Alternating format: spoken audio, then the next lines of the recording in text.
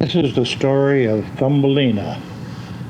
Thumbelina was born in a red and golden colored tulip. She was called Thumbelina because she was scarcely half as long as a thumb. She was so small that a walnut shell, elegantly polished, served her for a cradle. Her bed was made of blue violet leaves and a rose petal for a counterpane. One night while Thumbelina lay in her pretty bed, a large, ugly, wet toad leaped up to where Thumbelina lay sleeping. "What a pretty little wife she would make for my son," said the toad, and she took up the walnut shell bed and made off with it. When the ugly toad got to the middle of a stream, she placed the walnut shell, with Thumbelina still asleep in it, on a large water lily pad. Then she went off to tell her son about it. When the old toad returned to fetch Thumbelina, she was gone. The water lily pad had floated down the stream, carrying Thumbelina far out of reach of the ugly old toad and her son. Presently, the lily pad stopped at the edge of a wood. Thumbelina hopped off and on to the shore. During the whole summer, poor Thumbelina lived quite alone in the wide forest. So passed away the summer and the autumn, and then came winter. It began to snow, and when Thumbelina wrapped herself in a dry leaf to keep warm, but still she shivered. She started to walk and came at last to the house of a field mouse. Poor little Thumbelina stood before the door like a beggar and begged for a small piece of barley corn. "You poor little creature," said the field mouse, "come into my warm room and dine with me. You may stay with me all winter if you like, but you must keep my rooms clean and tell me stories." And Thumbelina did all the field mouse asked her, and found herself very comfortable. "We shall have a visitor soon," said the field mouse. "My neighbor visits me once a week. You should go and live with him, for he is very rich, but he is blind, and so you must tell him some of your prettiest stories."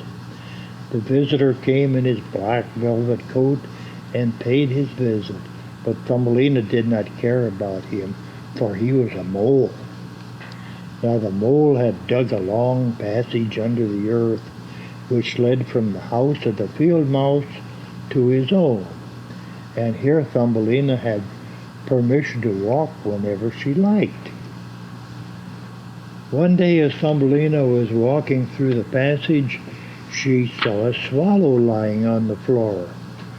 Feeling sorry for the bird, she spread some warm grass over it. The swallow was not really dead, but partly frozen, and the warm grass brought it back to life. "I thank you, my pretty child," said the swallow. "As soon as I am able to fly again, I will take you away with me." Thumbelina brought the bird food and water every day, and when the sun shone brightly outside, the swallow was ready to fly again. Thumbelina seated herself on the swallow's back, and off they flew into the air. They were on their way to the south, where the sun shines and the flowers bloom all the year round. They flew over forest and sea. At last the swallow flew down to a beautiful cluster of large pink flowers and placed Thumbelina on the leaf of one. How surprised she was when she saw a little man, just her size, sitting in the middle of the flower. He was as white as if he had been made of crystal. On his head was a little gold crown, and he had little wings on his shoulders. He was a king of all the flower angels. When the little king saw Thumbelina, he took the gold crown from his head and placed it on hers.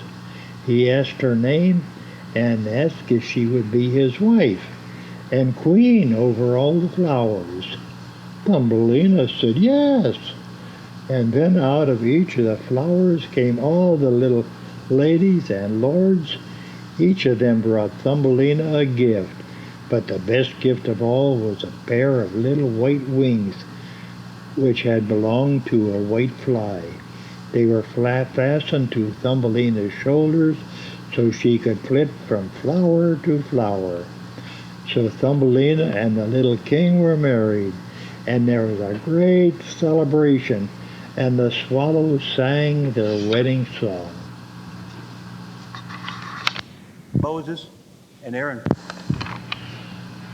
The Little Mermaid. Far out in the deep sea lived the sea people. In the deepest part of all was the Sea King's palace. The Sea King was a widower, and his mother kept house for him. She was very fond of the little sea princesses, her grandchildren. They were 6 pretty children, but the youngest was the loveliest of them all. As soon as you are 15, the grandmother told them, you shall be allowed to rise to the surface to watch the great ships sailing past and see the towns. None of them was so full of longing to see the world of human beings as the youngest princess. As each princess became 15, she was allowed to go up on the surface. When each one came back, she had 100 things to tell. At last the youngest princess was 15. Her grandmother prepared her for her visit.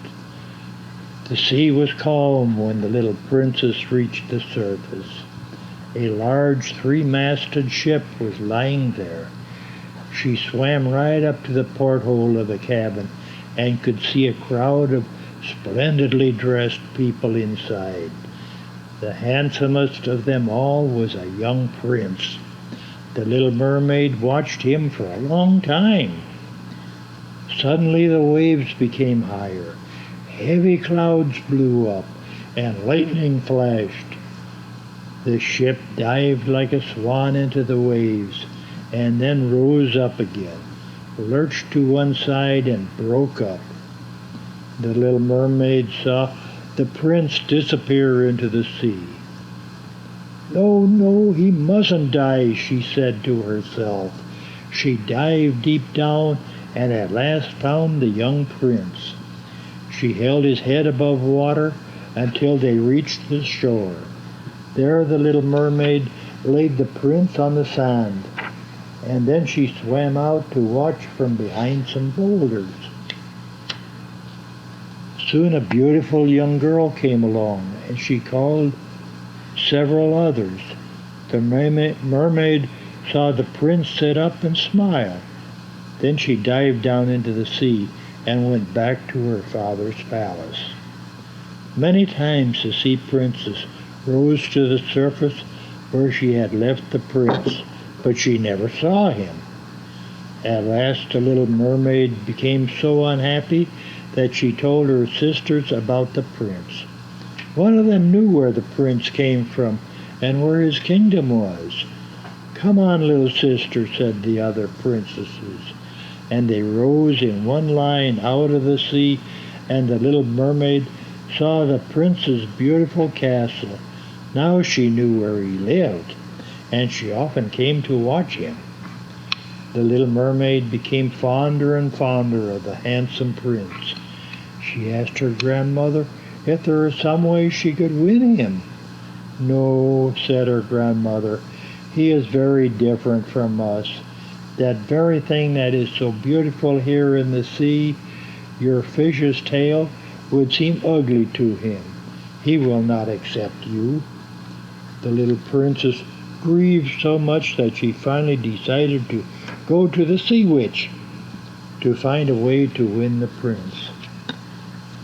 She reached the hot bubbling mud where the sea witch lived. The little mermaid was very frightened. I know what you're after, said the sea witch. You shall have your way, and it'll bring you into misfortune, my lovely princess. I will make you a drink, and before sunrise you must swim to land. Sit down on the shore and drink the potion. Then your tail will divide in two and shrink into legs. And don't forget you can never come back a mermaid again. You are not getting help for nothing either. Your payment you must hand over your beautiful voice to me. The mermaid agreed. The sea witch gave the little mermaid the drink, and with it she swam up to the prince's castle. She drank the potion and fainted. When she awoke, the prince was standing in front of her. The prince asked her who she was and how she had come there, but the little mermaid could not answer. She looked down and saw her fish's tail had gone, and she had little white legs. The prince took her back to the castle and had lovely dresses made for her and delicious food brought to her. Every day the mermaid became dearer to the prince, but he did not dream of making her his queen. One day the prince told the little mermaid that the only one he would ever love in this world was that beautiful young girl who had found him lying on the beach. But he said she would never be his. The little mermaid sighed deeply, remembering that it was she who had saved the prince. But now the prince was getting married. They said to the daughter of a neighboring king, I shall have to visit her, the prince told the little mermaid, but I shall never marry her, because I can't love her. She is not the beautiful girl I saw on the beach. Whoops. The prince and the little mermaid set off to a ship to the neighboring kingdom, and were entertained royally. But nothing was seen of the princess. It was said that she was being educated abroad. At last she arrived. Even the little mermaid had to admit that she had never seen anyone more beautiful. It's you, cried the prince. You whom I saw on the beach. The little mermaid felt as if her heart was breaking. The prince was going to marry the land princess the next day. The royal wedding was magnificent, and that night the little mermaid danced more splendidly than ever, but she had never been more unhappy. In the morning, as the first rays of the sun appeared, the little mermaid hurled herself into the sea and felt her body dissolving into foam. She was back with the sea people, where she belonged. Once upon a time, in a faraway land, a lovely queen sat by her window sewing. As she worked, she pricked her finger with a needle. 3 drops of blood fell on the snow-white linen. How happy I would be if I had a little girl with lips as red as blood, skin as white as snow, and hair as black as ebony, thought the queen. When spring came, her wish was granted. A little daughter was born to the queen, and she was all her mother had desired. But the queen's happiness was brief. Holding her lovely baby in her arms, she whispered, "Little Snow White," and then she died. When the lonely king married again, his new queen was beautiful, but alas, she was also heartless and cruel. She was jealous of all the lovely ladies of the kingdom, but most jealous of all of the lovely little princess. Now the queen's most prized possession was a magic mirror. Every day she looked into it and asked, "Mirror, mirror on the wall, who is the fairest of us all?" If the mirror replied that she was the fairest in the land, all was well. But if another lady was named, the queen flew into a furious rage and had her killed. As the years passed, Snow White grew more and more beautiful, and her sweet nature made everyone love her, everyone but the queen. The queen's chief fear was that Snow White might grow to be the fairest in the land.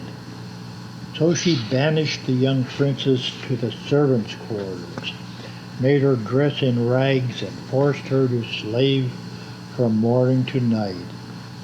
But while she worked, Snow White dreamed dreams of a handsome prince who would come some day and carry her off to his castle in the clouds.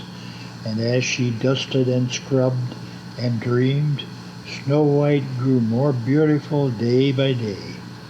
At last came the day when the queen had been dreading. She asked, "Mirror, mirror on the wall, who is the fairest of us all?" And the mirror replied, "Her lips blood red, her hair like night, her skin like snow, her name Snow White." Pale with anger, the queen rushed from the room and called her huntsman to her. "Take the princess into the forest and bring me back her heart in this jeweled box," she said. The huntsman bowed his head in grief. He had no choice but to obey the cruel queen's commands. Snow White had no fear of the kindly huntsman. She went happily into the forest with him. It was beautiful there among the trees, and the princess, not knowing what was in store for her, skipped along beside the huntsman, now stopping to pick violets, now singing a happy tune. At last the poor huntsman could bear it no longer. He fell to his knees before the princess. "I cannot kill you, princess," he said, "even though it is the queen's command. Run into the forest and hide, and never return to the castle." Then away went the huntsman. On his way back to the castle, he killed a small animal and took its heart in the jeweled box to the wicked queen. Alone in the forest, Snow White wept with fright. Deeper and deeper into the woods she ran, half blinded by tears. It seemed to her that roots of the trees reached up to trip her ankles, and that branches reached out to clutch at her dress as she passed. At last, weak with terror, Snow White fell to the ground and lay there sobbing her heart out.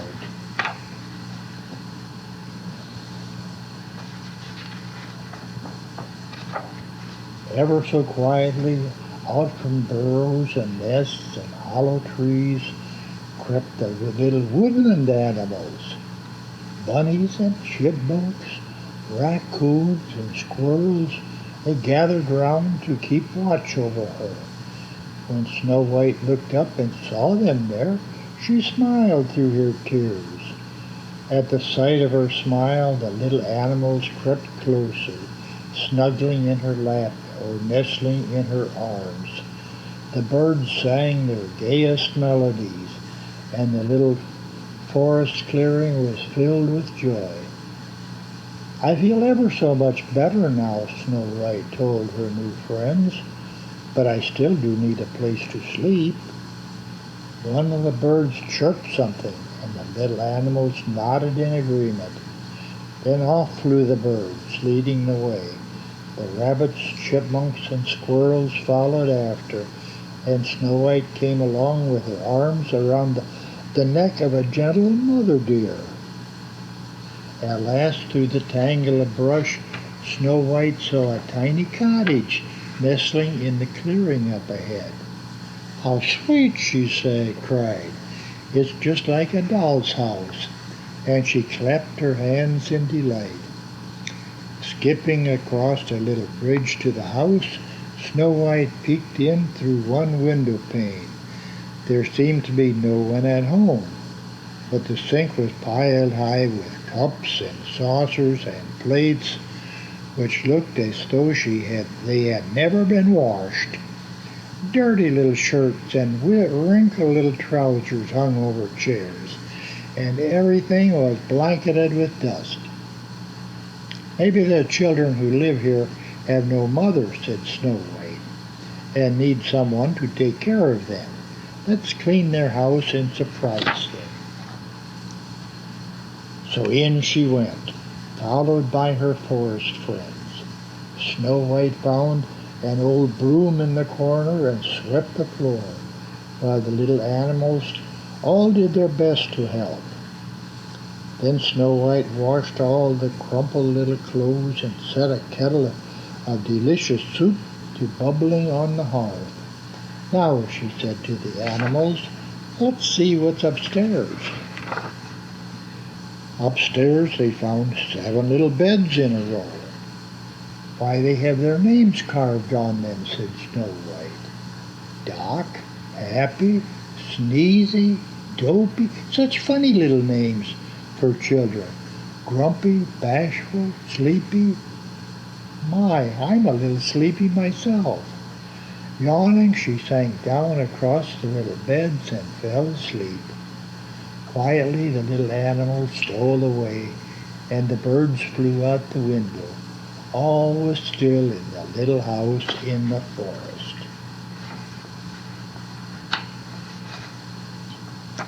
Hi-ho, hi-ho, it's home from work we go. 7 little men came marching through the woods, singing on their way. As they came in sight of their cottage, they stopped short. Smoke was curling from the chimney, and the door was standing open. Look, someone's in our house. Maybe a ghost or a goblin or a demon. I knew it, said one with a grumpy look. Been warning you for 200 years.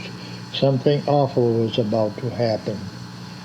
At last, on timid tiptoe, in they went. Someone's stolen our dishes, growled the grumpy one. No, they're hidden in the cupboard, said Happy with a grin. But hey, my cup's been washed. Sugar's all gone.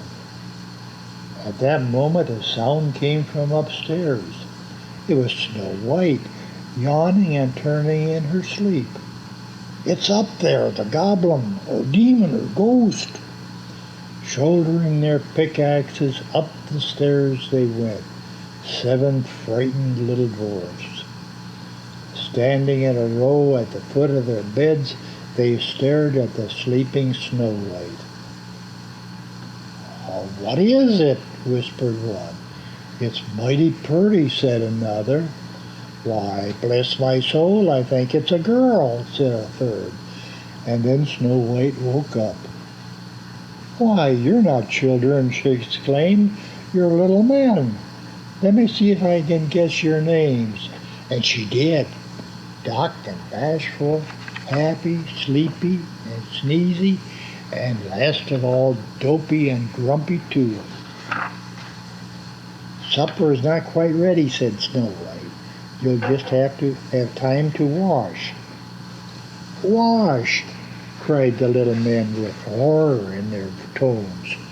They hadn't washed for, it seemed hundreds of years. But out they marched when Snow White insisted. And it was worth it in the end, for such a supper they had never tasted, nor had they ever had such an evening of fun. All the forest folks gathered around the cottage windows to watch them play and dance and sing. Meanwhile, back at the castle, the huntsman had presented to the wicked queen the box in which she thought held Snow White's heart. Aha, she gloated, at last, and down the castle corridor she hurried, straight to her magic mirror. Now, magic mirror on the wall, who is the fairest one of all? But the honest mirror replied, with 7 dwarfs will spend the night, the fairest in the land, Snow White. Then the queen realized that the huntsman had tricked her. She flung the jeweled box at the mirror, shattering the glass into 1,000 pieces. Shaking with rage, the queen hurried down to the dark cave below the palace where she worked her black magic. First she disguised herself as a toothless old woman dressed in tattered rags. Then she searched her books of magic spells for a horrid spell to work on Snow White. What shall it be, she muttered to herself. The poisoned apple, the sleeping death, perfect. In a great kettle she stirred up a poison brew. Then she dipped an apple into it. 1, 2, 3, and the apple came out a beautiful rosy red, the most tempting apple you could hope to see. Cackling with wicked pleasure, the queen dropped her poisoned apple into a basket of fruit and started on her journey to the home of the 7 dwarfs. She felt certain that her plan would succeed, for the magic spell of the sleeping death could be broken only by love's first kiss. And the queen was certain no lover would find Snow White asleep in that great forest. It was morning when the queen reached the great forest close to the dwarf's cottage. From her hiding place she saw Snow White saying goodbye to the 7 little men as they marched off to work. Now be careful, they warned her. Watch out for the queen. And Snow White promised that she would. But when the poor ragged old woman with basket of apples appeared outside her window, Snow White never thought to be afraid. She gave the old woman a drink of water and spoke to her kindly. Thank you, my dear, the queen cackled. Now in return, won't you have one of my beautiful apples? And she held out to Snow White the poisoned fruit. Down swept the little birds and animals, pecking and clawing at the wicked queen. But still Snow White did not understand. Stop it, she cried. Shame on you. Then she took the poisoned apples and bit into it, and fell down lifeless on the floor. Away went the frantic birds and animals into the woods to warn the 7 dwarfs. Now the dwarfs had decided among themselves not to do their regular jobs that day. Away at their mine they were hard at work making a gift for Snow White to tell her of their love. They looked up in surprise as the birds and animals crowded around them. At first they did not understand. Then they realized that Snow White must be in danger. The queen, they cried, and they ran for home. They were too late. They came racing into the clearing just in time to see the queen slide away into the shadows. They chased her through the gloomy woods till she plunged into a bottomless gulf and disappeared forever. But that did not bring Snow White back to life. When the dwarfs came home, they found Snow White lying as if asleep. They built her a bed of crystal and gold and set it up in the forest. There they kept watch day and night. After a time, the handsome prince of a nearby kingdom heard travelers tell of the lovely princess asleep in the forest, and he rode there to see her. At once he knew that he loved her truly, so he knelt beside her and kissed her lips. At the touch of love's first kiss, Snow White awoke. There bending over her was the prince of her dreams. Snow White knew that she loved him too. She said goodbye to the 7 dwarfs and mounted on a white charger behind her prince, rode off to his castle of dreams come true.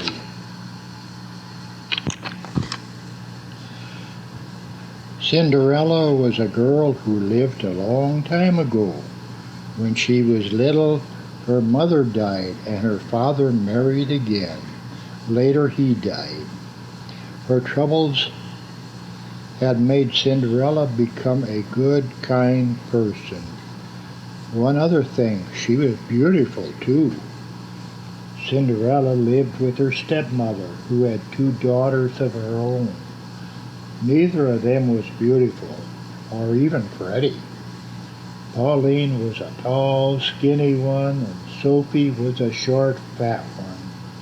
They were so jealous of Cinderella's good looks that they made her do all the work around the house. Cinderella had to make the beds, scrub the floors, dust the furniture, wash the clothes, and iron the clothes. Do the shopping, cook the meals, wash the dishes, take out the garbage, mow the lawn, rake the leaves, and tend the garden. What thanks did she get for all this? None. She didn't even have her own room. She slept next to the fireplace and always was covered with cinders. That's why they called her Cinderella, though her real name was plain Ella. As for clothes, all she had to wear were rags, old ones. The land where Cinderella lived was ruled by King Fenton IV, who was called Fenton the Fine by his people, since he was such a good king. King Fenton was not happy. He had a problem. The problem was his son, Prince Geoffrey. Prince Geoffrey was handsome. When it came to things like slaying dragons, Prince Geoffrey was brave too. But Prince Geoffrey wasn't brave when it came to talking to girls and ladies. Talking to girls and ladies made him feel shy and turn red. That was a problem. "Son," said the king, "someday you'll be king, and a good king must talk to everyone. I know what we'll do. We'll have a ball and invite every girl and lady in the land. If you find one you can talk to, that will be a start in solving the problem." So invitations to the ball were printed and sent through the land. King Fenton wasn't too sure that having a ball would help Prince Geoffrey get over his shyness, but the prince was willing to try, and the king couldn't think of anything else to do. When the invitations arrived at the home of Cinderella's stepmother, Pauline and Sophie pulled open every drawer and closet, looking for exactly the right clothes to wear to the ball. "May I go too?" asked Cinderella. "No," said Pauline and Sophie. "You have nothing to wear." And that was that. At last the big night came, and just in case anyone had missed getting an invitation, King Fenton had a big sign put outside the palace. "Royal ball tonight. All welcome." The coach carrying Cinderella's stepmother, Pauline and Sophie, went down the road toward the palace. Oh, how Cinderella wished she could go to the prince's ball. "I heard a wish," said a voice, "and I shall grant it." Cinderella turned. She saw a beautiful white-haired lady carrying a golden wand and wearing a diamond crown. "I'm your fairy godmother," said the lady. "Let's see. I'll need 1 pumpkin, 6 white mice, 1 rat, and 4 green lizards. Now hurry up or you'll be late for the ball." What a strange list, thought Cinderella. But she got a pumpkin from the garden, and mice from the barn, and the rat and lizards from their homes under the back fence. "Watch carefully," said Fairy Godmother, and she touched each thing with her golden wand. Touch! The pumpkin became a coach. Touch! The mice became 6 white horses. Touch, the rat became a coach driver. Touch, the lizards became 4 footmen. Now you have a way to get to the ball, Cinderella, said her fairy godmother. But we must do something about you. She touched Cinderella with her wand. Touch, and Cinderella's rags became a silk and silver gown. Touch, small and pretty glass slippers appeared on her small and pretty feet. Enjoy yourself, my dear, said Cinderella's godmother, but be home by 12 o'clock. I used my special quick fix magic for you. It works wonders, but it doesn't last very long. At the ball, Prince Geoffrey was not having a good time at all. He couldn't find a single girl or lady he could talk to without turning red. This made him very upset. It also made King Fenton upset. The ball was a failure. Prince Geoffrey looked towards the door, wishing he could leave. There, about to enter the ballroom, stood a girl so beautiful that even Pauline and Sophie and their mother didn't know it was Cinderella. The moment he saw her, Prince Geoffrey felt fine. He walked across the ballroom. Hello, he said. I'm Prince Geoffrey. He didn't feel shy at all. She smiled, and he did not turn red. Prince Geoffrey asked her to dance, and they danced and danced again and again, and he had never felt so good in his life. He was in the middle of telling her about how a person slays a dragon when the palace clock struck 12.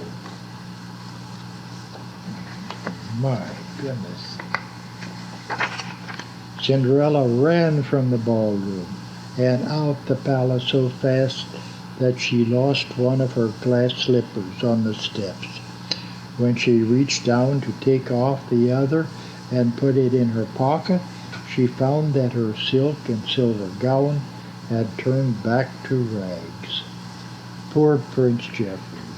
He had not even asked her name. Now she was gone, leaving only a small glass slipper. He had to find a girl whose foot would fit into it. He would find her if he had to search each of the 43,872 houses in the land.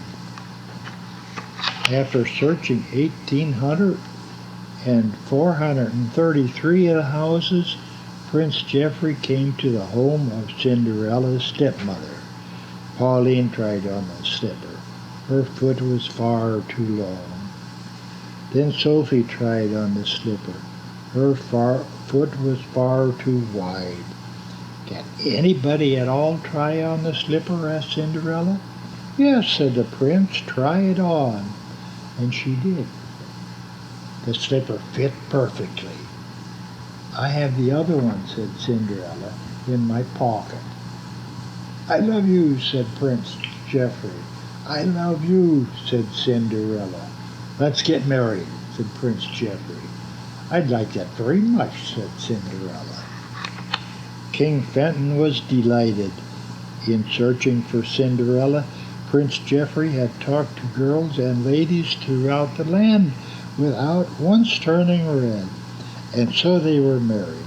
Cinderella invited Pauline and Sophie and her stepmother to the wedding because she was as kind as ever, and after all, that's what counts. Once upon a time, there was a little girl who had a new pair of red shoes. She also had a grandmother who was very fond of her. One day, grandmother made her a pretty red cape with a hood. The little girl liked the matching outfit so much that she wore it wherever she went. Everybody called her Little Red Riding Hood. One day, Little Red Riding Hood was helping her mother bake cupcakes. They decided it would be nice if she took some to her grandmother, who had not been well. So while the little girl was getting on her red hood, her mother put some cakes and a jug of lemonade into a basket and covered them with a clean white napkin. Then Little Red Riding Hood said goodbye and set out for her grandmother's house. On the way she met a wolf. "Where are you going, little girl?" asked the wolf, "and what do you have in your basket?" "I'm going to my grandmother's," said Little Red Riding Hood, "to take her some cupcakes and lemonade." "Where does your grandmother live?" asked the wolf. "She lives in a yellow cottage with a white door and 2 maple trees in front," she said. "It's on the other side of the forest." "I see," said the wolf. "It was nice meeting you, my dear." And with that he left Little Red Riding Hood and turned down another path. The little girl had no way of knowing that the wolf had taken a shortcut. He wanted to reach the grandmother's house ahead of her. When he got there, he knocked on the door. "Who is it?" asked a weak voice from inside the house. "It's your granddaughter. I have brought you some cakes and lemonade," said the wolf. "How nice. Just pull the latch string and come in, dear," said the grandmother. So the wolf opened the cottage door and came in. In a moment he had swallowed the grandmother. And then he put on a nightgown and cap and jumped into bed and pulled up the covers. Little Red Riding Hood, in the meantime, had stopped to pick some of the lovely flowers that grew along the path.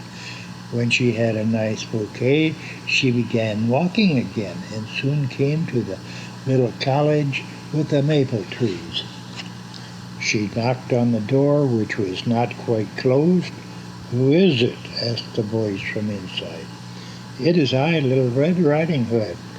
I have brought you some cakes and lemonade." "Come in, my dear," said the wolf in his sweetest voice. So Little Red Riding Hood entered the cottage. She put her basket on the table and went over to the bed. "How are you feeling, grandmother?" she asked. To Little Red Riding Hood, her grandmother looked very strange indeed. "Much better, my dear," said the wolf. "Grandmother, what big eyes you have," said Little Red Riding Hood. "The better to see you with, my dear," was the reply. "Grandmother, what big ears you have," said the little girl. "The better to hear you with, my dear," said the wolf. Little Red Riding Hood was suddenly trembling. "And what big teeth you have," she said in a small voice. "The better to eat you with," said the wolf. And with that he jumped out of the bed. Well, Little Red Riding Hood was quicker. Before the wolf could catch her, she ran out the door of the cottage. The wolf ran after her. Just then a woodsman who had been working nearby saw what was happening. The woodsman chased the wolf out into the forest and killed him. Then he cut him open. Out popped the grandmother, safe and sound. "What a relief," she said, and gave Little Red Riding Hood a hug. Then Little Red Riding Hood, the grandmother, and the woodsman all went into the house and had a party with the cakes and lemonade. Little Red Riding Hood was very careful after that about speaking to strangers. The little red caboose always came last. First came the big black engine, puffing and chuffing. Then came the box cars. Then the oil cars. And then the coal cars. Then the flat cars. Sometimes they were switched around in different ways, but the little red caboose always came last. Boys and girls, they waved at the big black engine. They listened to the boxcars and the oil cars and the coal cars and the flat cars go clickety-clack. But by the time the little red caboose came along, the boys and girls were turning away because the little red caboose always came last. "Oh, smoke," said the little red caboose. "I wish I were a flat car or a coal car or an oil car or a box car, so the boys and girls would wave at me. How I wish I were a big black engine, puffing and chuffing away up at the front of the train. But I'm just a little old red caboose. Nobody cares for me." One day the train started up a mountain. Up went the big black engine. Up went the boxcars. Up went the oil cars. Up went the coal cars. Up went the flat cars. Up went the little red caboose. "Hang on tight, little caboose," called the flat car.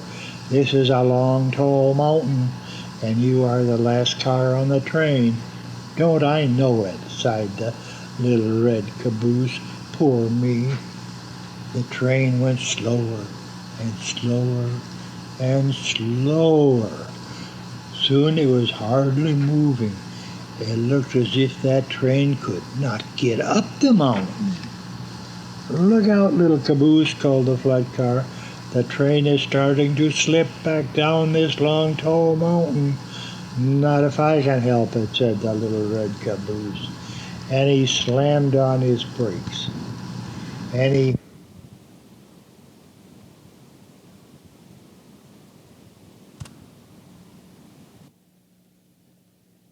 from sliding down the mountain.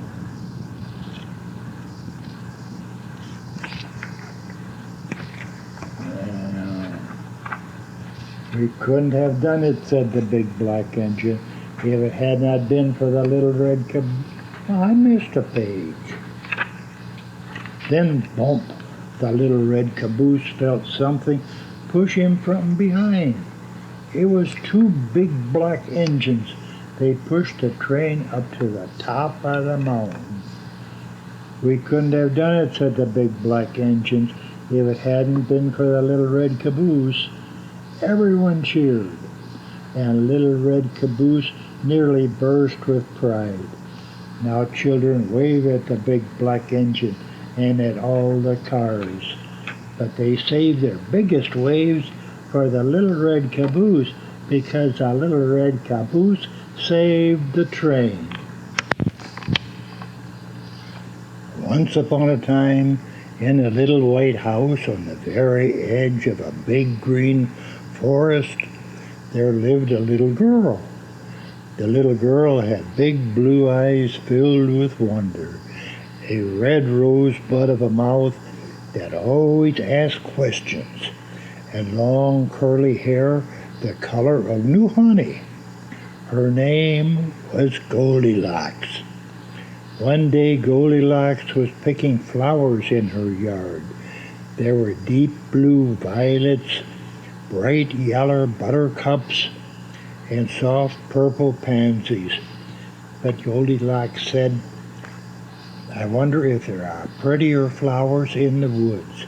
I wonder if I should go and see." And it seemed such a good idea that Goldilocks promptly skipped off into the big green forest, her basket of flowers swinging on her arm. Now it happened that in this big green forest lived a family of fuzzy brown bears. There was a great big fuzzy daddy bear. Here is the great big daddy bear. He talks like this: "Hello, children." There was a middle-sized mama bear. She talks like this: "How do you do, folks?" And there was this wee, small, fuzzy baby bear. And he talks like this: "Hi, everybody." Now, on this very day, Goldilocks was picking flowers and wondering what was in the big green forest. These three fuzzy bears were sitting down to porridge, to breakfast in their own little kitchen. Porridge today, said Mama Bear, dishing out the steaming cereal into Daddy Bear's big bowl. Baby Bear's wee small bowl and her own middle-sized bowl. Ooh, hot, squeaked Baby Bear, tasting it and letting his spoon drop with a clatter. Hot, grumbled Daddy Bear, putting a great big spoonful into his mouth, and then fanning himself very quickly with a napkin. My goodness, hot, cried Mama Bear, reaching for her glass of water so fast that it spilled into her porridge bowl. I know what, let's go for a walk in the woods while the porridge cools. So the great big fuzzy Daddy Bear, the middle-sized fuzzy Mummy Bear, and the wee small fuzzy Baby Bear put on their fuzzy jackets and caps, closed the door of their little house, and went for a walk. The sun shone through the thick branches above them and made spots of golden color on the forest path. Beautiful day, thundered Daddy Bear in his big husky voice. Listen to the birds sing, trilled Mama Bear in her middle-sized voice. Isn't it pretty, Baby Bear? But Baby Bear couldn't hear the birds. He was singing much too loudly himself in his squeaky voice, la-dee-da-dee-da-dum.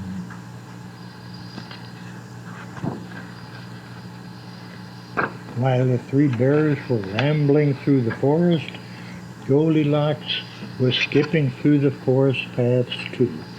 Suddenly she happened on a path that led straight to the Fuzzy Bear's family back door. Who lives here, I wonder? Goldilocks cried. What's their name? Do they have a little girl like me?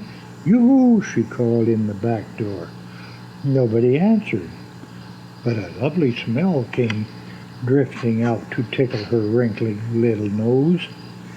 So of course Goldilocks followed that smell right into the kitchen, where sat the three bowls of porridge. Goldilocks sniffed. How good it smells. I wonder if it tastes good too. And before she thought twice, she snatched up a spoon and plunged it deep into the biggest bowl of porridge. Oh my, too hot, she squealed, dropping the spoon on the floor in her hurry to get rid of it. Then she picked up the middle-sized spoon and tasted a small bite from the middle-sized bowl. Too cold, she frowned, and watery. I wonder how this one is. She took a tiny bite of the porridge in the smallest bowl and found it so very good that she took more bites and bigger bites until the bowl was empty. Goldilocks was tired from her long walk. She found 3 chairs in the living room and tried all of them. And then she found 3 beds in the bedroom and tried all of them. And guess where she was when the fuzzy Baby Bear trotting through the forest suddenly squeaked. I'm hungry. Let's go home. Let's go home, boomed Daddy Bear. All right, let's go home, agreed Mama Bear. Sniffed Baby Bear as they neared their own little back door again. Just smell that porridge. Ah, rumbled Daddy Bear, sniffing to smell that porridge. Look, cried Mama Bear, pointing suddenly. Who left the back door open? I didn't,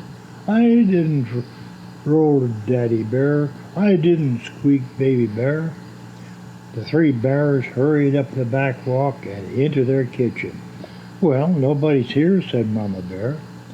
No, nobody's here, sighed Baby Bear. But who would have liked finding company? Who would have liked to?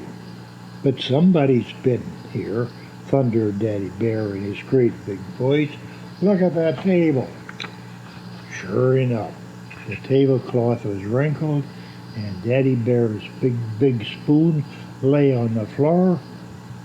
Somebody's been tasting my porridge, Daddy Bear rumbled, picking up his spoon.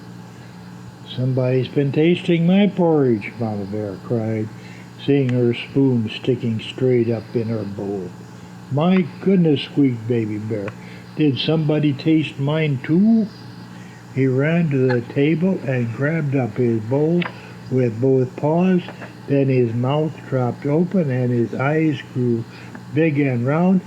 Somebody's been tasting my porridge, he squealed, and has eaten up every single bite. Teddy Bear frowned. He boomed. What's going on here? He strode across the living room and peered in. Is anybody there? Mama Bear asked anxiously. Is anybody there? Squeaked Baby Bear. Nope, nobody's here, growled Daddy Bear. But somebody's been here. What's the matter? What happened? Cried Mama Bear. What's the matter? What's the matter? Squeaked Baby Bear, who couldn't see a thing. Just that somebody's been sitting in my chair, thundered Daddy Bear. I didn't leave it turned like that. Oh, somebody's been sitting in my chair too, Mama Bear exclaimed. The cushion's all flattened. Baby Bear at last managed to push past them and scamper to his own little rocking chair. Oh, Daddy, oh, Mama, he wailed in his squeaky little voice. Somebody's been sitting in my chair and broken it all to pieces. Of course, the three fuzzy bears didn't know that Goldilocks had tried all three chairs. They didn't know that she'd found the big chair too hard, the middle-sized chair too soft, and the wee small rocking chair so very nice that she had rocked it all to pieces. And neither did they know where Goldilocks was right this minute. Do you? All that the three fuzzy bears knew was that somebody had been in their house, and they wanted to know who. My poor little chair, Baby Bear wept. Don't cry, Baby Bear, said Mama Bear. Daddy will fix it for you. Don't cry, Baby Bear, rumbled Daddy Bear. I can nail the rockers on and glue the back. But who broke it to pieces? Baby Bear sighed. Yes, who broke it to pieces? Mama Bear asked. There was so much commotion in the Fuzzy Bear's house that the birds and the squirrels and the chipmunks outside were very much excited. They crowded around the windows of the little house, peering in and chattering. Look, chattered a squirrel. Daddy Bear's peeking into every corner of their living room. He's looking under the tables, twittered a fat bluebird. Now he's peering in behind the coats in the hall closet, squeaked a little brown chipmunk. And then they all cheeped and chittered with excitement when they saw the big fuzzy Daddy Bear cross the living room and open the bedroom door. They heard him thunder. Look at that, he pointed his great big paw at his great big bed where the covers were wrinkled and pulled askew. Somebody's been sleeping in my bed. Oh dear, look at my bed, gasped Mama Bear, pointing her middle-sized paw at her own crumpled pillow. Somebody's been sleeping in my bed. Baby Bear's eyes were bright with excitement. His paws went pat, pat, slide across the floor as he skidded over to his own wee bed in the corner. Then he squealed so loudly that Daddy Bear and Mama Bear came running. Somebody's been sleeping in my bed, he cried, and here she is.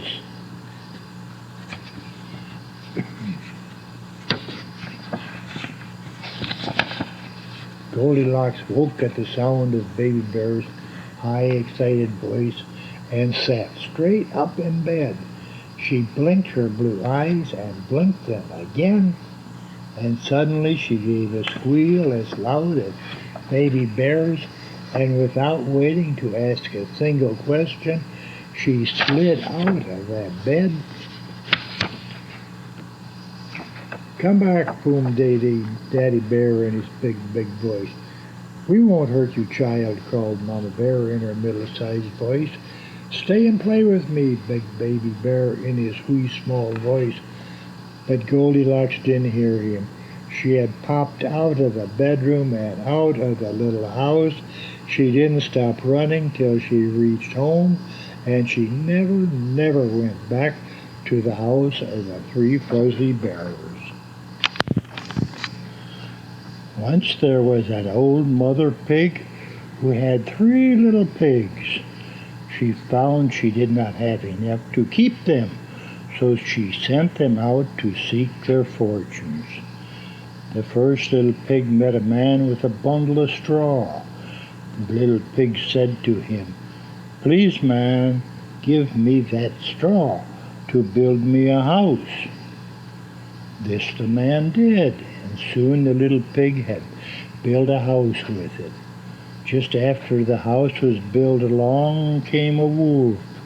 He knocked at the little pig's door and said, little pig, let me come in." The little pig answered,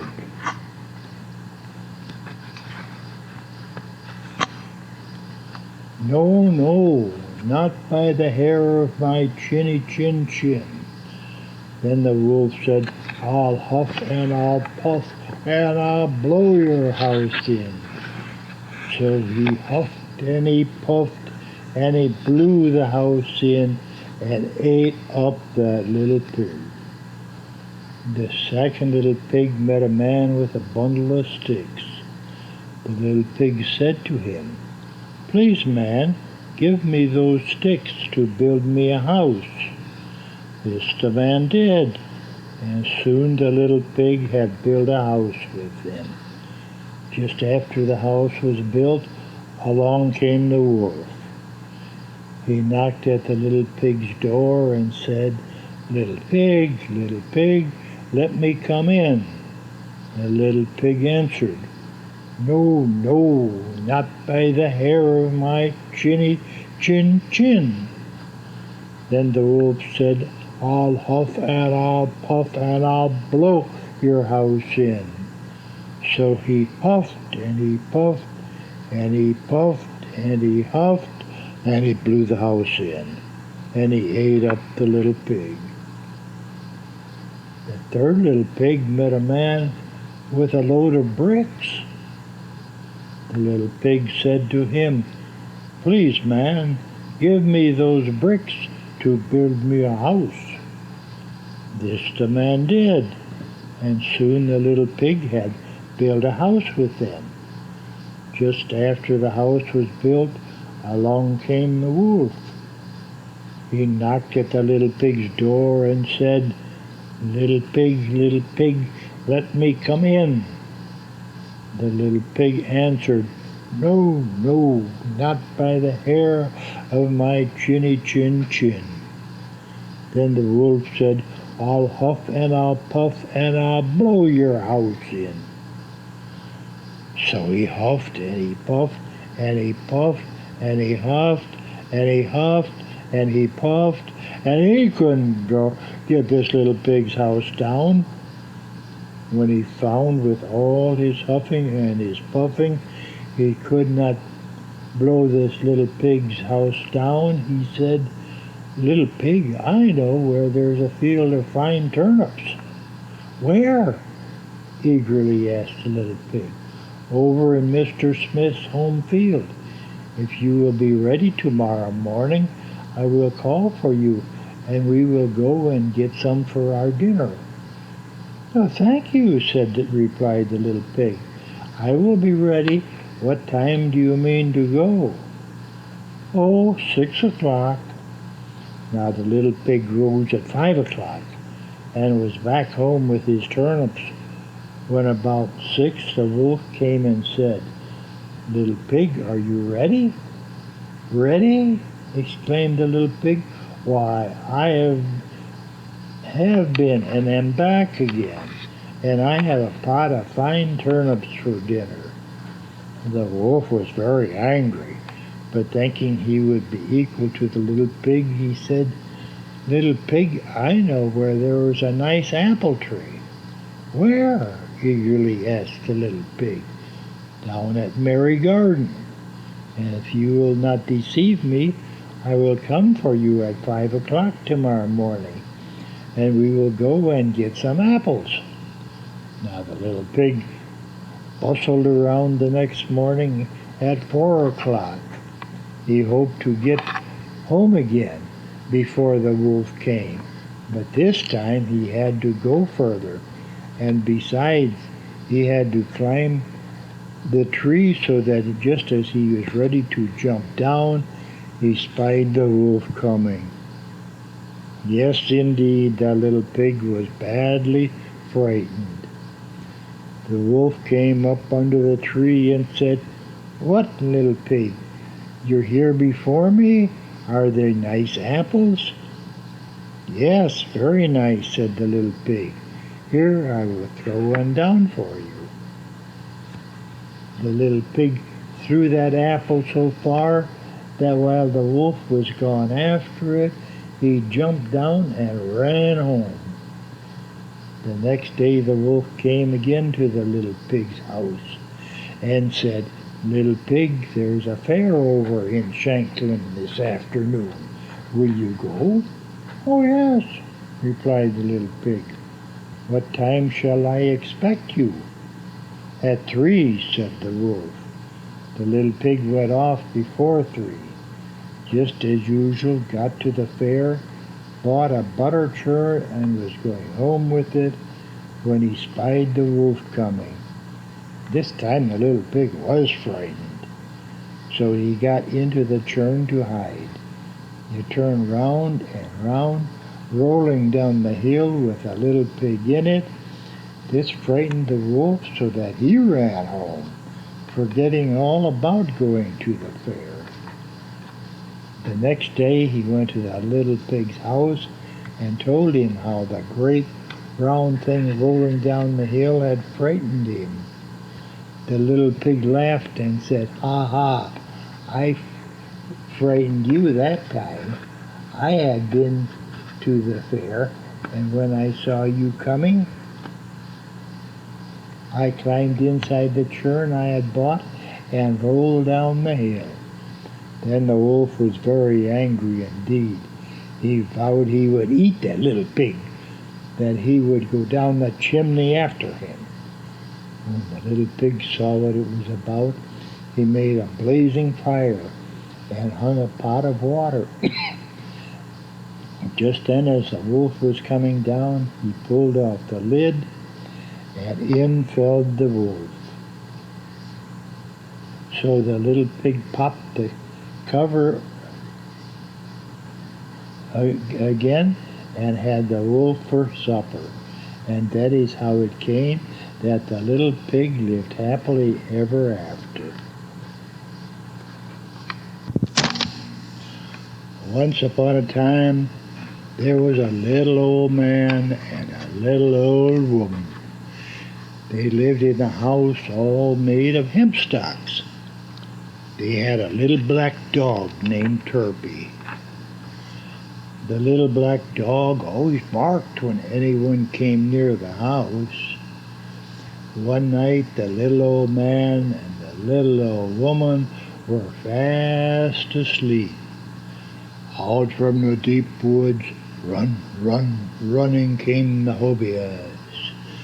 Through the long grass, creeping came the hobias. Skipping on the ends of their toes ran the hobias. And the hobias cried, "Pull down the hemp stalks, eat up the little old man, carry off the little old woman."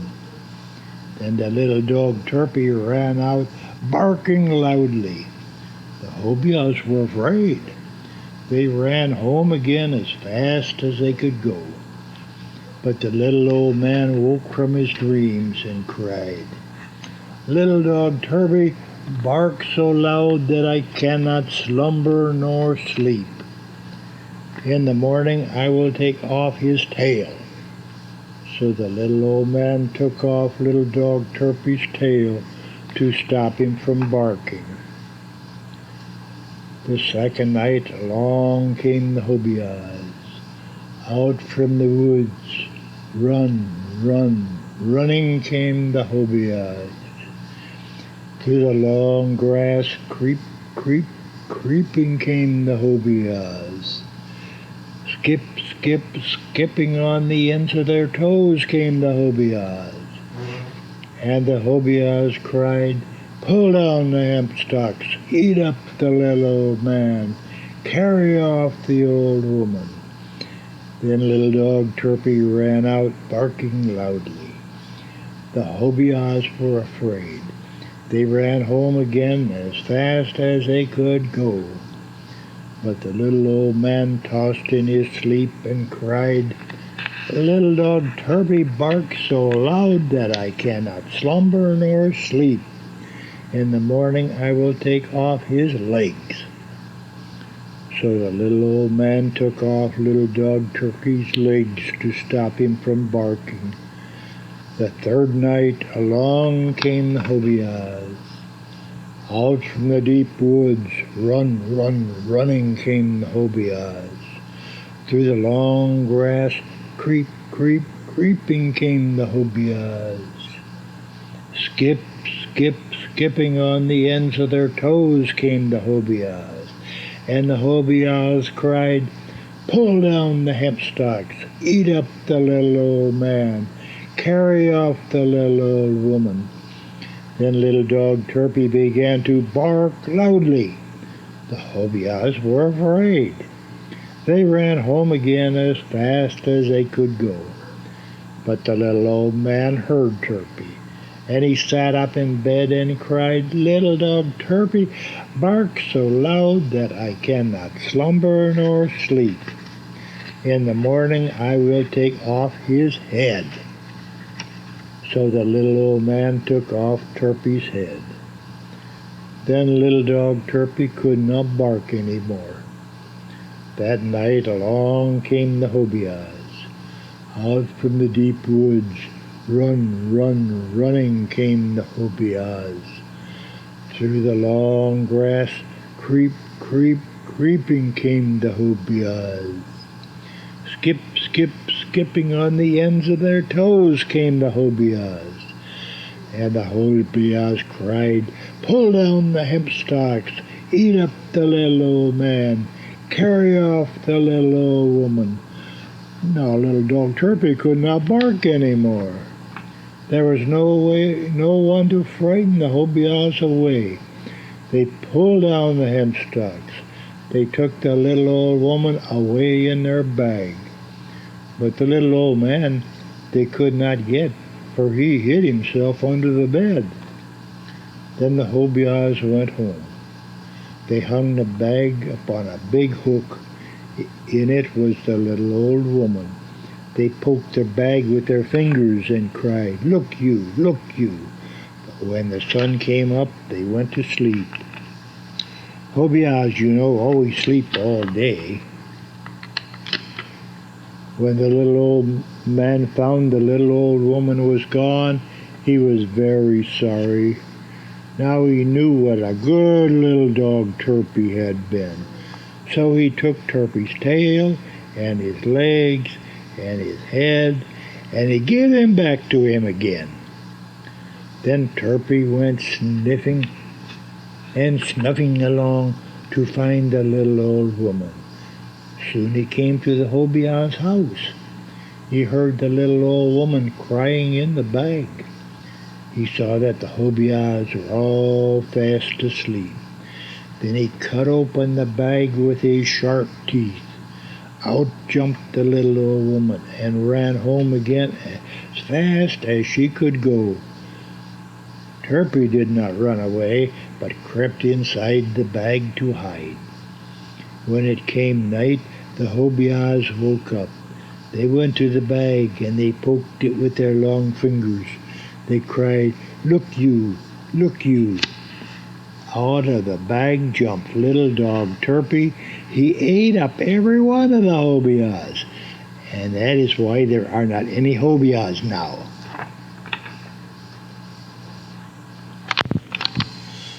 Once there was a little boy who went very often to visit his auntie.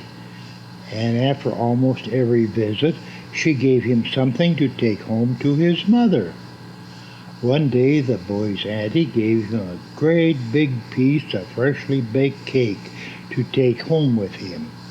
He held it tightly in his little fist, and by the time he got home, the piece of cake was nothing but a sticky wad of crumbs.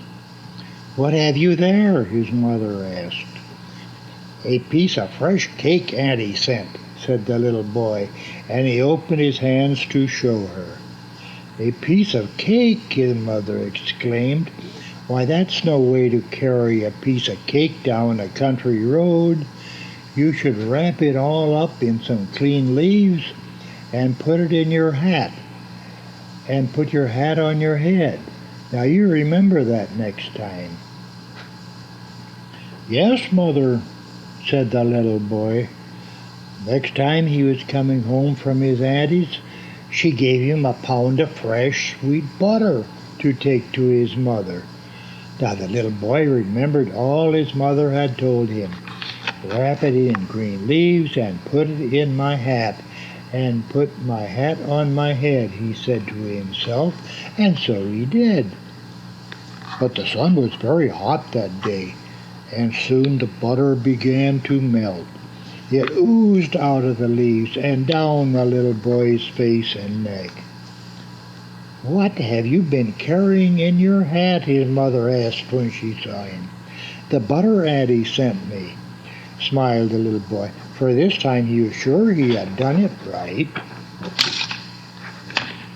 "Oh dear," said his mother, "that is not the way to carry butter. You should wrap it in clean green leaves and put it in the brook for a few minutes to cool it, and then carry it home carefully in your hands. Remember that next time." The little boy remembered, but next time Auntie gave him a newly born puppy dog to take home. He wrapped it in leaves, but after he had held it in the brook to cool it, the puppy was dead. He carried it home carefully in his hands, but that did not help the puppy. "Oh dear," said his mother, "will you ever learn? You should have tied one end of a string around the puppy's neck and held the other end in your hand and pulled him along behind you." The little boy listened carefully and nodded. The next time he went to see his auntie, she gave him a freshly baked loaf of bread to carry home to his mother. So he took a long piece of string, tied one end to the loaf of bread,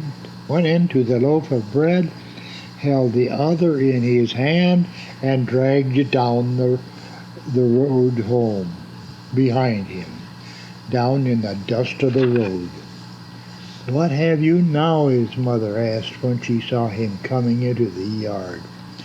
Fresh bread, Mother," said the little boy, "and I'm carrying it just the way you told me to." "Bread!" his mother exclaimed. "Little boy, you don't learn a thing. After this I'll go to see your auntie, and you can stay home until you get some sense. Now you go into the house, but you watch out. I just baked some pies and set them on the doorstep to cool. You be very careful about stepping on those pies." So the little boy obediently went into the house, and when he got to the doorstep, he was very careful about stepping in the pies. He stepped very carefully in the middle of each one. Surely no one could say that he didn't try to obey. Once upon a time, there were 3 goats named Gruff who lived on a mountainside. The pasture where they fed was higher up on the mountain. On their way to it, they had to cross over a bridge. Under this bridge lived a wicked troll. One day they started up the mountain. Trip, trap, the littlest goat started across the bridge. "Who trips on my bridge?" growled the wicked troll. "Only little Billy Goat Gruff," said the goat in his little voice. "I'm going to catch you and eat you up," growled the troll. "Oh, don't do that," said the littlest goat. "My brother is coming after me, and he is much bigger and will make a better dinner for you." So the troll let him pass, and soon he was munching the green grass in the pasture beyond. Sometime later, the middle-sized goat started across the bridge. "Who trips on my bridge?" growled the troll. "Only middle-sized Billy Goat Gruff," said the goat in his middle-sized voice. "I'm going to catch you and eat you up," growled the troll. "Oh, don't do that," said the middle-sized goat. "My brother is coming after me, and he is much bigger and will make a better dinner for you." So the troll let him pass, and soon he was munching green grass in the pasture beyond. Sometime later, the great big goat started across the bridge. "Who trips on my bridge?" growled the troll. "Great big Billy Goat Gruff," said the goat in his great big voice. "I am going to catch you and eat you up," growled the troll. "Come right along," said the great big Billy Goat. So the troll climbed up onto the bridge, but when he got there, the great big Billy Goat came bounding toward him with his head down and butted that troll so hard that he flew over the side of the bridge and was never seen again. After that, the 3 Billy Goats grew so fat on the good green grass that they were hardly able to walk home from the pasture. And snip, snap, snout, my story's out. There was once a hare who was always boasting of his speed. "There is no one in the forest who can run as fast as I can," he told everyone as he strutted up and down. "Who wants to race me?" The other animals were tired of hearing his boasting, but no one ever offered to race him until one day a tortoise spoke up. "I will race you," he drawled in his slow tones. The hare burst out laughing, and all the animals looked surprised, for everyone knew that the tortoise was the slowest of them all. "Oh ho!" chuckled the hare. "That is a good joke. Why, I can beat you without half trying." "Wait until you have won before you start to boast," said the tortoise. So the race course was laid out, and all the animals gathered to see the start. The hare bounded off in a great burst of speed that left the poor tortoise far behind in the dust. Soon the hare looked back. Finding that he could not even see the tortoise coming any more, he lay down in the shade of a big tree beside the road to wait a bit, just to make the finish of the race more exciting. But waiting made the hare sleepy, and he decided to snatch just 2-minute nap. The 2 minutes stretched on, and still the hare slept in the shade of a big tree. All this time the tortoise was plodding along the hot, dusty road. He came ever so slowly, but he kept right at it, and soon he passed the hare sleeping by the roadside. The tortoise crawled past without making a sound to wake the careless hare. When the hare finally woke up with a start, the tortoise was just plodding up to the finish line far ahead, while all the animals stood by cheering. The hare had lost the race by being careless and cocky. He could never boast again, and all the animals were glad of that. There was once a little Swedish boy whose name was Pelle. Now Pelle had a lamb which was all his own, and which he took care of all by himself. The lamb grew and Pelle grew, and the lamb's wool grew longer and longer, but Pelle's coat only grew shorter. One day Pelle took a pair of shears and cut off all the lamb's wool. Then he took the wool to his grandmother and said, "Granny dear, please card this wool for me." "That I will, my dear," said his grandmother, "if you will pull the weeds in my carrot patch for me." So Pelle pulled the weeds in Granny's carrot patch, and Granny carded Pelle's wool. Then Pelle went to his other grandmother and said, "Grandmother dear, please spin this wool into yarn for me." "That I will gladly do, my dear," said his grandmother, "if while I am spinning it you will tend my cows for me." And so Pelle tended grandmother's cows, and grandmother spun Pelle's yarn. Then Pelle went to a neighbor who was a painter and asked him for some paint with which to color his yarn. "What a silly little boy you are," laughed the painter. "My paint is not what you want to color you will, but if you will roll over to the store and get a bottle of turpentine for me, you may buy yourself some dye out of the change from the shilling." So Pelle rode over to the store and bought a bottle of turpentine for the painter, and bought himself a large sack of blue dye out of change from the shilling. Then he dyed his wool himself until it was all blue. Then Pelle went to his mother and said, "Mother dear, please weave this yarn into cloth for me." "That I will gladly do," said his mother, "if you will take care of your little sister for me." So Pelle took good care of his little sister, and his mother wove the wool into cloth. Then Pelle went to the tailor.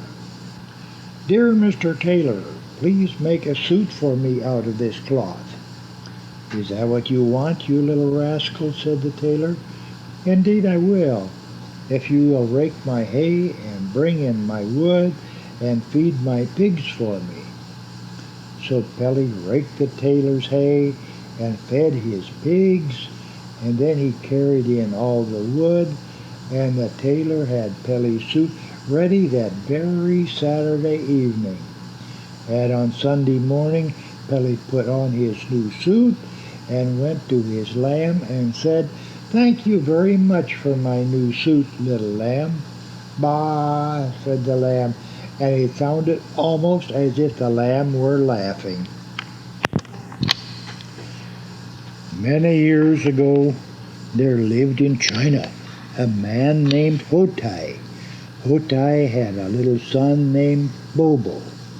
They were very poor and lived in a little hut. The walls of the hut were very flimsy, and the wind blew through them. Around the hut was a bit of land on which Hotai raised rice, and this rice was almost all they had to eat. Once in a while, as a special treat, they had a dish of raw meat. Roasted meat had never been heard of in China at that time. Hotai also owned a fat sow and a litter of baby pigs. They were his most precious possessions, for he could sell a pig in the market for a good hard coin. These precious pigs lay all day in the bed of straw in the hut, and it was young Bobo's duty to watch over them, while his father was out in the rice field. Bobo dutifully played near the hut, but he did not give much thought to the pigs. He was too busy having a good time. One day he looked up from his game and saw smoke coming from the hut. Quickly he ran to the door and looked in, but the place was full of smoke and flames. He could not so much as step inside, and he could see flames shooting up from the straw of the little pig's bed. Poor Bobo. He was very young, and all he could do was cry for his father and watch the hut burn. This he did, and it did not take long for the flimsy old hut to burn quite to the ground. Then poor Bobo, drying his tears, began to poke about in the straw to see if any of the little pigs might possibly be still alive. Soon he poked his finger right into one of the little roasted pigs and burned his finger so badly that he stuck it in his mouth. What was this? The finger in his mouth had suddenly the most delicious taste. Cautiously he poked it again into the roasted pig. Again he licked it off. Yes, it was the roasted pig that gave his finger that delicious taste. Now he tried a bit of the crinkly, crispy fat, and a smile of poor joy brightened his tear-stained little face. He became quite frantic and tore off bite after bite of the pig, and blowing it to cool, ate without stopping for breath until he could eat no more. When Hutai smelled smoke and came running home, he was horrified to find his house destroyed and his little son sitting in the ashes eating chunks of roasted pig. It was too much for Hutai. He ran to Bobo, shouting angrily and shaking his finger at him. "Shame, Bobo!" he cried. But Bobo, his mouth too full to answer, only pointed eagerly to the roast pig. Hutai was still more upset when he realized that his pigs had been caught in the fire. Like Bobo, he began scratching in the straw, hoping to find a survivor. Soon he too burned a finger and popped it into his mouth to cool it. And then he understood Bobo's strange behavior. He joined his son at the feast, and they did not stop until their stomachs were full of the fragrant meat. They told none of their neighbors, for in those days eating cooked meat was not allowed in their country. The hut was quickly rebuilt, and Hutai scraped together enough coins to buy another pig. But alas, soon after they moved into the new hut, it too burned to the ground. Again they built a new hut and bought still another pig. And again flames swept the hut into ashes, with the pigs trapped inside. When this happened time after time, the neighbors became suspicious. They watched Hutai and Bobo closely and soon discovered their secret. The unhappy father and son were promptly locked up in jail for setting fire to their own house. And when it became known that they had been eating cooked meat, feelings ran high indeed. When the day of the trial came, Hutai admitted that he was guilty, but he begged the judge and the neighbors to try to understand the crime.